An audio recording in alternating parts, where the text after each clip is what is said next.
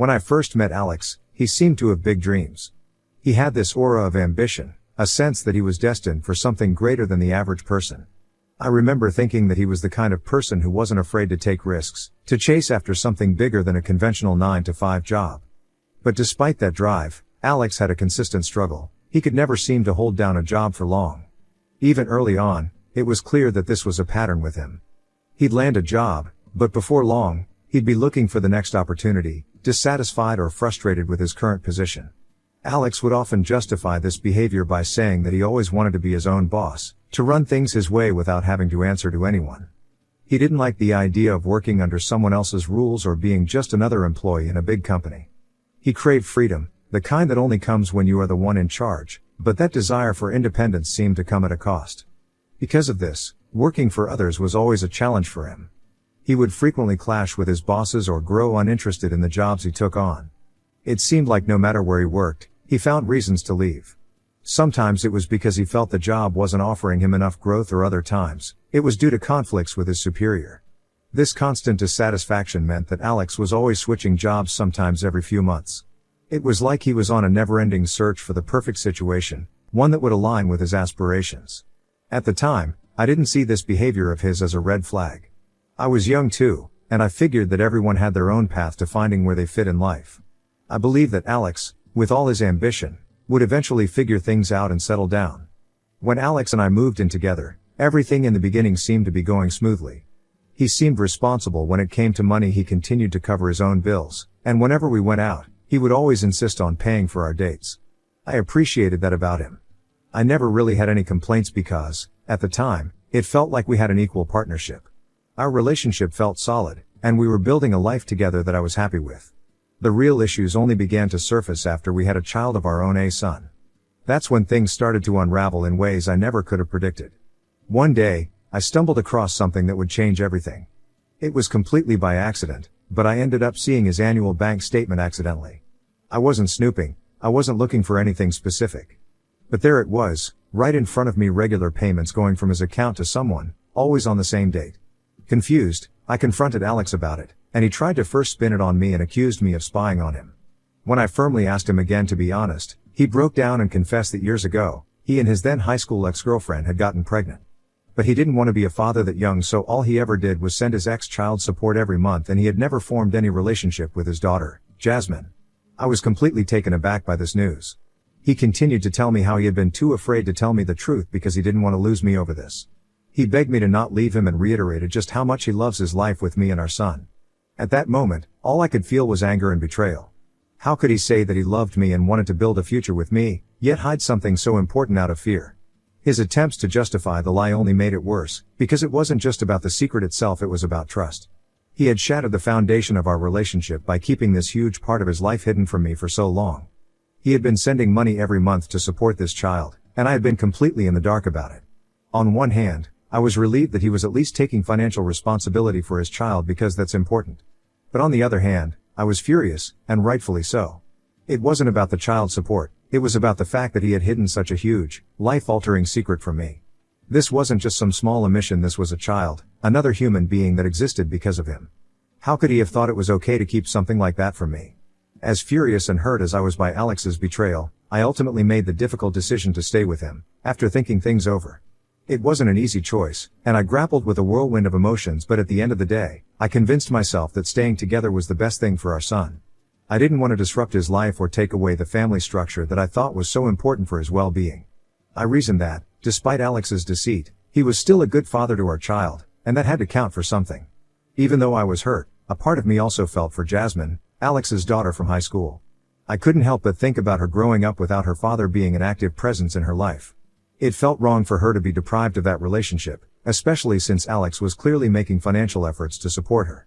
So, despite the pain Alex's secret had caused me, I started encouraging him to try and meet his daughter.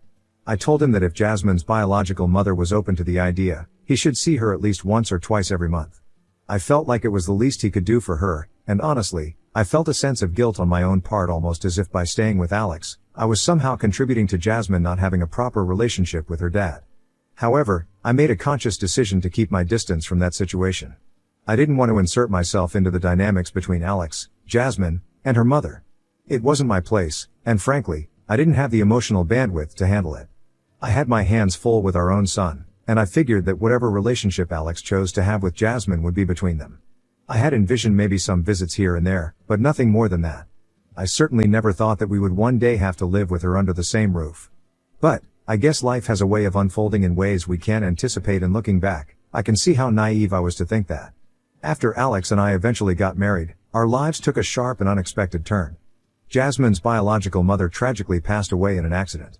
It was a shock, but what blindsided me even more was how Alex handled the aftermath. Without even discussing it with me, without so much as a conversation, he decided to bring Jasmine to live with us. He just showed up at the house with her and informed me, matter-of-factly, that Jasmine had nowhere else to go and would be staying with us indefinitely. I felt completely blindsided and disrespected by this monumental decision of his. Naturally, this led to a huge argument between us. I was furious not only because he hadn't consulted me, but because I wasn't ready to take on the responsibility of raising someone else's child. Caring for your own child is one thing, but taking on another, especially under such emotionally charged circumstances, is something entirely different. I had no emotional connection to Jasmine. She was practically a stranger to me, and now I was expected to welcome her into our home, our lives, like it was no big deal. The whole situation terrified me. Alex, on the other hand, was surprisingly trying to convince me that this was somehow a good thing, that it was fate or some divine plan. He even went so far as to say that since we had always talked about wanting another child, this was God's way of gifting us one. It felt like he was using Jasmine's tragedy to justify his decision and ease his own guilt. But for me, this wasn't some blessing from above. It was an unexpected and overwhelming situation that I had never agreed to, and it felt like my whole world was being turned upside down without my consent. Over the next few days, Alex and I continued to bicker while Jasmine stayed with us. The tension between us grew so intense that I couldn't stand it anymore. The constant arguments, the feeling of being unheard, and the weight of the situation pushed me to my breaking point. I needed space to think, to breathe. So, I packed a bag for me and my son and left the house. I went to stay with a friend for a while, just to get away from the chaos and figure out what I really wanted. It was a hard decision, but I felt like I had no choice. But even while I was away, I couldn't escape the pull of my own family. While Alex repeatedly begged me to come back, my son also kept asking for his dad, and it tore at my heart. No matter how angry I was at Alex, I couldn't deny the bond they shared, and I didn't want to punish my son by keeping him away from his father. After a few days, I gave in to that pull and returned home. When I got back, Alex accepted his mistakes and told me how much he regretted not talking to me first before bringing Jasmine home. He kept trying to convince me that things wouldn't really change that much if Jasmine continued to live with us and that she was going to be completely his responsibility, so I never had to worry about her in any way. In the end, despite all my reservations and the intense arguments Alex and I had, Jasmine did end up staying with us permanently. I knew that her situation was tragic, and I couldn't deny that she needed a home, but that didn't make it any easier to accept. And it certainly didn't make living with her any easier. From the moment she moved in, things were challenging far more than I had anticipated. Jasmine was difficult in ways I wasn't prepared for. She was filled with anger, confusion, and resentment, and I became a prime target for those emotions. It felt like she blamed me for everything that had gone wrong in her life and was always very rude to me. One of the hardest things to cope with was how she constantly blamed me for her parents not being together. It didn't seem to matter to her that I hadn't even known Alex when she was born, or that her mother and Alex had dated way back in high school and had broken up. In her mind, I was somehow responsible for the fact that she grew up without her father, and no amount of reasoning or explanation could convince her otherwise. To make matters worse, she harbored a deep resentment toward the fact that my son had a mother me while she had lost hers. I understood her pain, I truly did, but it still hurt to be on the receiving end of her bitterness every day. Between my full-time job and taking care of my own son, I made every effort to be there for Jasmine as much as I could, without crossing any boundaries. I wanted to help her adjust, to feel like she was part of our family, despite the difficult circumstances. But no matter how hard I tried, Jasmine wasn't receptive. She made it clear that she didn't want me in her life. The more I tried, the more she pushed me away. Meanwhile, Alex's reaction to all of this only added to the strain. He would come home from work and act as if everything was fine in the house, like the tension between Jasmine and me was something that could just be swept under the rug and forgotten. He wasn't around enough to see the full extent of the challenges I was facing with his daughter, and when he was actually home, he seemed to want to avoid any conflict altogether. It was incredibly frustrating because it felt like I was shouldering the emotional weight of the situation all on my own. Hence, over the years, I've learned my lessons and generally keep my mouth shut around Jasmine. It's not that I've stopped caring, but I've come to realize that interfering in her life only leads to more conflict. I've had to accept that she may never see me as a mother figure, or even as someone who truly cares about her. Now, I mostly stay out of her way unless she explicitly asks for my help. I still feel the weight of her resentment, but I've learned to live with it. 2 years ago, I lost my grandmother due to old age. She had always been more than just a grandparent to me. After losing my parents at a young age, my grandparents had stepped in and raised me. They had become the central figures in my life, and my bond with them was incredibly strong. As a result, my grandmother's death hit me hard. In her will, it was found out that she had left her entire inheritance to me. I won't lie, the sum was significant, life-changing event. I had never anticipated this amount of money to just fall into my lap one day. With this inheritance, I knew that my son's future and mine was forever protected. I didn't have to worry about how we'd get by or whether I could afford to send him to college. For the first time in a long while, I felt like everything would be okay, financially speaking. However, the moment Alex found out about the inheritance, I noticed a shift in his attitude. He made it a point to dig around and ask a lot of questions: how much I'd received, where I planned on keeping the money, and what I intended to do with it. At first, I didn't think much of it. I gave him only vague answers, telling him that I'd use the money as a retirement fund for myself and as a college fund for my son. I didn't go into too much detail because I didn't think I needed to. In my mind, this money was only for my child's future. But Alex clearly had other thoughts. A few days later, he told me that he had been thinking things over, and he felt that it was unfair that I had the financial means to send our son to college, but Jasmine wouldn't have the same opportunity. He made it into a big deal, trying to frame it as if I was somehow morally obligated to pay for Jasmine's college education too, just because I now had the money to do so. I was stunned. Jasmine had never treated me as a mother figure, and Alex himself had never truly positioned me as a co-parent in her life. I had always been more of a glorified caretaker in their eyes, there to provide stability in the household, but never seen as someone with any real authority or influence over Jasmine's upbringing. So, I refused outright. I told Alex that I wasn't going to pay for Jasmine's college. How could he expect me to take on that responsibility when neither he nor Jasmine had ever acknowledged me as her parent in any meaningful way? Why should I fund her future when, all this time, they had kept me at arm's length? Both Alex and Jasmine tried to guilt-trip me, throwing around accusations like I was being a cruel person for not giving them some of my money, but I stood my ground. It wasn't my responsibility, and I wasn't going to let them manipulate me into thinking otherwise. Then, not long after this confrontation, things took another downturn in our lives. Last year, Alex lost his job. Apparently, he got into a physical altercation at work. He punched a coworker, and that was the end of it. Instead of doing the responsible thing and immediately looking for a new job, Alex has been sitting at home ever since, claiming that he's trying to figure things out and that he just needs a break.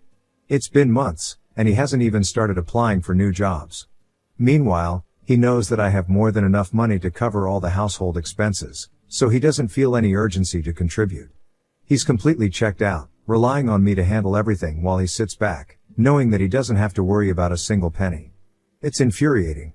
I've been left to shoulder the full financial burden while Alex uses my inheritance as a safety net, knowing that I'll take care of things. But this wasn't how I envisioned my life, carrying all the weight while he drags his feet and refuses to step up. The resentment I feel toward him has only grown, especially as he continued to act like everything was fine, all while I was working full-time, managing the house, raising our son, and supporting him too. A few months ago, we found out that Jasmine was pregnant with her boyfriend's child. In hindsight, maybe I should have seen this coming. Jasmine had been spending more time with her boyfriend than she had on her studies, despite being in community college. It was obvious she wasn't taking her studies seriously, but I hadn't expected this. When the news came out, Jasmine was still living with us, and I knew that if she decided to keep the baby, the burden of caring for her child would somehow end up falling on me. I'd seen how irresponsible she could be, her lack of focus on school, her impulsiveness, her dependency on others to fix her mistakes. I could already imagine the future, Jasmine and her boyfriend going off to do whatever they wanted while leaving the baby with me to handle. I've been there for her in many ways over the years, but I was not ready to take on the responsibility of raising her child, on top of everything else I was already managing. So, I made my position clear. I sat Alex down and firmly told him that if Jasmine decided to go through with the pregnancy, she would need to move out. I wasn't saying I wouldn't support her at all. I would help her financially if needed, offer advice, and be there in whatever ways I could, but I drew a hard line when it came to living under the same roof. I didn't want to deal with a baby in the house. I couldn't take any more responsibility, especially when Alex had already been sitting around for months without contributing financially. The thought of adding a baby to the mix felt like the breaking point. To my relief, Alex actually agreed with me. He promised that he would talk to Jasmine and explain the situation to her. I wasn't sure how that conversation would go, but I was grateful that, for once, he seemed to understand where I was coming from. About a week after Alex and I had that conversation about Jasmine needing to move out, he informed me that Jasmine had agreed to move out, but only on the condition that we help her with the transition. At first, I thought he meant helping her find a place or maybe offering a little financial support to get her started, but what he said next completely threw me off. He told me that Jasmine specifically wanted me to give her a portion of the inheritance I had received from my grandmother to help her get set up in life. I was floored. I couldn't believe that after everything, Jasmine thought it was appropriate to ask for my money. It got worse when Alex explained that Jasmine's boyfriend had bailed on her completely and didn't want anything to do with the baby. Now, this was something that I didn't know, but I wasn't surprised since the guy did seem like a tool. She was about to become a single mom, and the weight of that reality hit me hard. Despite all the anger, frustration, and resentment I had built up over the years, I couldn't help but feel sorry for her. I knew how tough it was to raise a child, even with support, and now she was facing it all alone, with no reliable partner by her side. I knew she couldn't even find a decent job on her own due to her poor grades. My heart broke for her, and even though she had been a thorn in my side for so long, she was still family. So, I said yes. Of course, we were going to help her. I couldn't turn my back on her in a time of need, no matter how difficult things had been between us. At the end of the day, I'm not a cold-hearted person. She was Alex's daughter, which made her part of my family too, whether I liked it or not. I knew that being a single mom was going to be an uphill battle for her, and despite my initial hesitation, I couldn't just stand by and do nothing. That said, agreeing to help her financially didn't mean I was giving her free rein over the inheritance. I made it clear to Alex that I would help, but I wasn't about to hand over a large sum of money just because Jasmine demanded it. We needed to set boundaries and expectations for how this would work. I wasn't going to let her take advantage of the situation, and I wasn't going to compromise my son's future just to appease her. Alex agreed with me and seemed relieved that I had said I would help his daughter financially. However, the universe works in mysterious ways because the day after Alex and I had the conversation about helping Jasmine financially, I found out something that shattered everything I thought I knew about my family. Alex had been applying for jobs finally after I had been pushing him for months to take action. His MacBook was open as he had taken a break to shower, and I thought I'd take this chance to review his latest resume and see if maybe I could help make any improvements or suggestions. But then, out of nowhere, a message popped up from Jasmine on the screen. Curiosity got the best of me, and I clicked on it. What I read in that message changed everything. Apparently Jasmine and Alex had been having a conversation about me. Jasmine had sent Alex a text mocking me, saying how dumb and easy I was for agreeing to give her money when they had just made that whole thing up. She even joked about how they could have come up with more such plans a long time ago just to get me to pay them free money. My heart dropped when I read those words, but it didn't just end there. I started scrolling through their messages, and each one was worse than the last. They had been talking about me behind my back for God knows how long. The things they said were vile. They had been constantly making fun of me, insulting my character, and openly admitting that they were freeloading off me. Alex had bragged about how he didn't even have to lift a finger around the house because I was handling everything and paying all the bills. It was as though I was nothing more than a bank account to them, someone to be used, manipulated, and laughed at behind closed doors. I felt utterly betrayed. This wasn't just about the money anymore. It was about trust, respect, and the realization that the family I had been sacrificing for people I had bent over backward to help were plotting against me. My stepdaughter and my husband were using me. They saw me as a joke. I was in shock, but I didn't want to confront Alex right then. I didn't want to listen to his excuses, to hear him stumble through some half-baked explanation. I was too hurt, and too furious to face him. So, I quietly took out my phone, snapped photos of their messages as evidence, and packed a few things. I took my son, and while Alex was still upstairs in the shower, I left the house. This time I had no intentions of ever coming back. I came straight to my friend's place as I needed space to process everything. She is just as taken aback as I am after seeing all the messages. After a few hours, when Alex realized I was gone, my phone started ringing nonstop. He kept calling, probably confused as to where I was and why I'd left. Eventually, I texted him, letting him know I was at my friend's place and that I just needed a break for myself. I assured him that our son was safe and sound with me. Of course, he kept pushing for answers, asking why I had left so suddenly without informing him, but I didn't elaborate any further. Not yet. Right now, I need time to think, to figure out what to do next. After seeing those messages, after learning how little respect they had for me, I'm not sure I can ever go back to the life we had. Ida, if I leave my ungrateful, unemployed husband? Update 1. For everyone asking why I let my husband live off me, I want to clarify that I never thought he was using me. I mean, people lose their jobs, and he's always gone back and forth between jobs. However, this time, it had been a long time, and I honestly thought he would eventually find one. Also, after getting my inheritance, I had no issues paying the bills, but now, I wish I hadn't. Update 2. 2 days later, after spending time reflecting at my friend's place and talking things out with her, I knew it was time for me to confront Alex. I couldn't let him and Jasmine manipulate or guilt trip me any longer. When I walked back into the house, Alex was home, and I could tell from the look on his face that he had been worried about me. He probably sensed something was wrong, but he had no idea that I knew everything. I sat down across from him, trying to keep my voice steady despite the anger bubbling under the surface, and told him, bluntly, that I knew everything.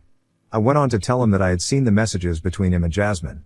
I knew how they had been talking about me behind my back, mocking me, laughing at my expense, and openly admitting that they were freeloading off my hard-earned money.